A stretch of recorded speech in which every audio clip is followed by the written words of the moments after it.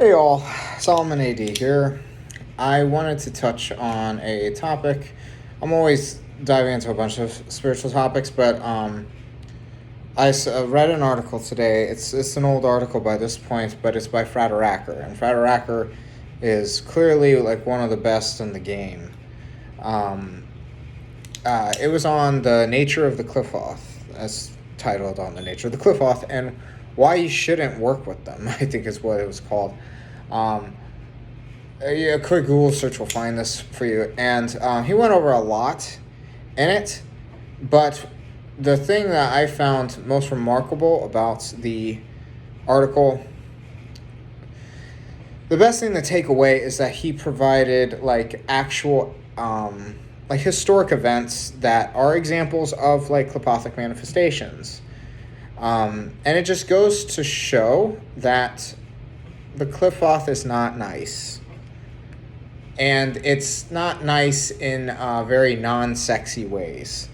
A lot of people look at that kind of stuff as kind of yeah, it's dark and dangerous in like a very sexy way. And really, it's not. And when I saw his examples, like he used a shot of like the aftermath of Hiroshima after the atomic bomb as an example of the Qlippothic manifestation of Mars. And then I believe for the Qlippothic manifestation of the Sun, he used a picture of Joseph Goebbels, Nazi propaganda machine man. And there was another one for, I think it was the mercurial Qlippa. It was like Ebola virus or something. It was a very bad thing, very bad things, like starving kids in Somalia in the 1990s.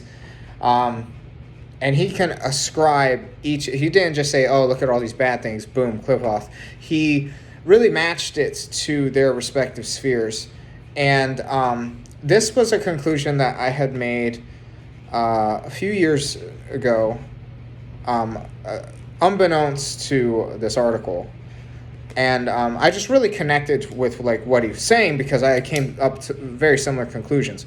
I, for one, many years ago, I thought, and this wasn't necessarily Qlippothic, but it was definitely Martian in the most extreme sense. I was actually watching a documentary on the bombing of Pearl Harbor, and I had paused the screen, and it was when one of the battleships was getting blown up, and freeze frame, pause the screen. What you could see in this massive cloud of smoke and explosion were faces. You could see like haunting, like monstrous faces within the smoke, like a giant incense burner. And from what I immediately I could hear Samael tell me that this was a manifestation of him, the archangel of Gevurah. The severity in the most severe sense, and you could see spirits. You could see spirits from Gevurah like literally alive in the smoke and fire if you freeze frame it, just like you would freeze frame any video of like you summoning some kind of spirit with incense smoke or whatever kind of evocation tool you want to use. And it really articles like this and conclusions that I have made just really go to show you that there really is not separation between the spiritual and the physical, that it's all levels of the cosmos are kind of created. They're working alongside each other, and they brush shoulders all the time. Like they're not separated. I think I stopped looking for proof of magic a long time ago, really taking in I don't want to say an animist point of view, but like definitely a wholly integrated, based off of indigenous, a mixture of indigenous and more, I guess that word quantum, but kind of like we don't see all levels of the universe through subatomic particles kind of thing, plus the indigenous like worldview, where nothing is separate. And any kind of concept, period, that is ruled by the Sephira, which is everything, right? In a planetary model, same thing. You will see it in the world. So when I had posted that photo of Pearl Harbor in some magic group years ago, and somebody said, whoa, whoa, whoa, I don't see angels and demons and gods doing this. This is just people being people. And it's like, well, war is literally ruled by a god of war. It's literally ruled by an angel. And angels are, like, by nature always going to war and stuff. Read the Old Testament. So, it's not... I'm saying way too much in this photo. I feel like a bad public speaker right now. But these things are not separate. Horrors in the world are not separate from spirituality. They're not separated from spirits. For all the people that say how powerful that these spirits are, limitless and whatnot,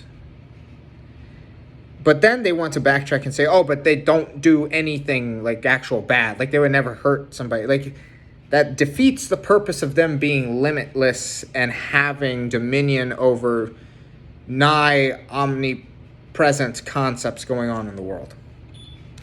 That includes war. That includes disease. That includes geopolitics. So what do the Qlippoth actually rule? They rule these kinds of things. It may seem simplistic to just kind of write it off as like they just do bad things. But for the vast majority of people, especially into magic, that's really all you need to concern yourself with. I would find it extremely rare if anyone ever actually needed to go into the Qlippoth for some kind of spiritual journeying. Like a deliberate, like trying to systemize it, going into it. And the reason why I say that is because I think if you take any alchemical, path-working, whatever, adventure, you will eventually run into some kind of adversary. However, you're doing it within a framework in which that adversary, though tough, is still within a limited capacity. Well, if you're going into the Qlippoth, first of all, I think there's probably systematic errors that somebody would be going into it with, and those systematic errors are going to leave you open, basically defenseless, amongst a lot of pollutants and just outright entities that want you for the taking. So that's the problem with Qlippothic systematic approaches. It's not a nice place to be. And you're talking to somebody who like has experience with this. It's like, have I gone through like all of to the extent of Qlippothic work that a lot of like contemporary left-hand path people would do? More than likely not. But I have a lot of experience with it. And oftentimes not by choice. If I could put this in any more layman's terms, like what are you expecting as manifestations of Qlippothic stuff? Even if it was all poetic, who wants to be swimming in like oceans of blood all the time? And like be surrounded by like weird, horrific creatures? That's just lowballing it. Now let's highball it and let's see about like what are the real life problems that could possibly manifest from working with the Qlippoth. It's probably going to be stuff that you actually really don't, that the normal person that wants to prosper in life would want nothing to do with. So that's probably going to manifest in like toxic relationships with like crazy men, crazy women, that you break up, you get back together, you break up, you get back together, they play games, they cheat on you, you cry, stuff like that. So like trailer trash antics. Drug addiction. I have seen this happen. Not with me, but I have seen this happen with people that work extensively with the Qlippoth. And I'm not talking about marijuana. I'm not talking about alcohol, because technically it's a drug. I'm talking about like just like universally like indisputably bad stuff. your H's, your M's, all of that. And like it degrades health very rapidly, very quickly. Probably looking at a huge amount of financial problems.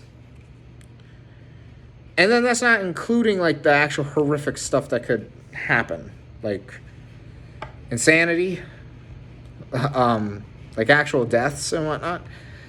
But that's probably the majority of how it's going to manifest. Even if someone's take the argument and say, oh, but those heads of the Qlippothic spheres aren't the ones doing it to you. It's like peripheral energies or whatever. Okay then, but why do it? The whole point of doing these spiritual works, the intention for most people, pretty much all people, is to improve your lives. So why would you deliberately go into a direction that's going to destroy it? And you may say it's just some kind of test or whatnot. Trust me, you're talking to somebody who has a similar mindset, because I'm highly Martian.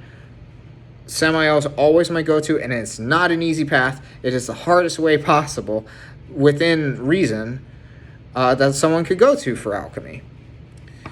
But you just take a look at my lifestyle. If you know me, you know my interests. But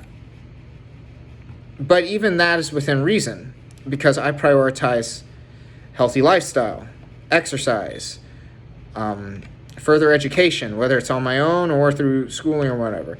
I prioritize having a steady job, or having some form of income. I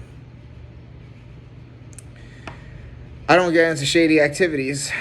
And by shady, you know what I mean, like criminal based. But that's the kind of manifestations you're looking at with Qlippothic stuff. And this is just an overview. I was just really inspired by that article because it's highly practical. It's highly practical from more of a poetic standpoint. And he does a fantastic job explaining the Qlippoth. And that's a whole nother thing. That's a whole nother video about Qlippothic systems. Write in the comments if you want a video on that, just so that I have a reminder. Because I've taken a look at several Qlippothic systems. And let's just say, right off the bat, it's not impressive. And there's specific reasons for that. And then when you compare it to other systems, there's just no arguing. Because it's like it's not a matter of like subject material at the time, it's just a matter of framework. But all in all, check out that article on Theomagica, on the nature of the Qlippoth and why not to work with them by Friday Rocker, to get a more authentic picture of actually what the historical sources of the Qlippoth too. He does a fantastic job with that. The whole article is flawless. Roundabout, the Qlippoth is not nice, and the things you run into there, not nice. And again, this is you're talking to someone whose patron is Samael. So if you got any more questions, let me know in the comments. Maybe I'll make a video about it. All right, until next time.